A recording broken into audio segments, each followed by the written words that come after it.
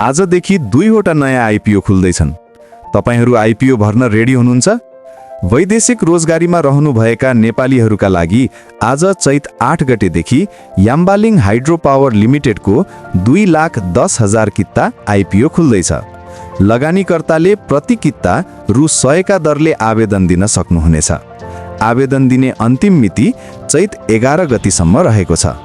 यसैगरी परियोजनाबाट प्रभावित स्थानीय बासिन्दाका लागि पनि चैत 8 गतेदेखि 7 लाख किता आइपिओ खुल्दैछ। आवेदन दिने अन्तिम मिति चैत 22 गतेसम्म रहेको छ।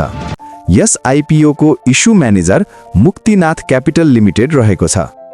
त्यसैगरी वैदेशिक रोजगारीमा रहनुभएका नेपालीहरूका लागि चैत 8 गतेदेखि सानीगढ हाइड्रो लिमिटेडको 5,70,000 किता आइपिओ खुल्दैछ।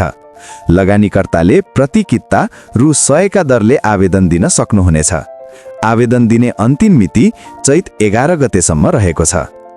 परियोजनाबाट प्रभावित स्थानीय बासिन्दाका लागि 28,50,000 किता आइपिओ पनि निष्कासन गरिएको छ।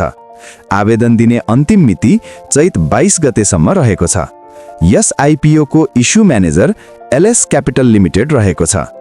शेयर बजार सम्बन्धी यस्तै आधिकारिक अपडेटका लागि हाम्रो official account Shri Hari securities private लिमिटेडलाई फलो गर्न नबिर्सनुहोस्।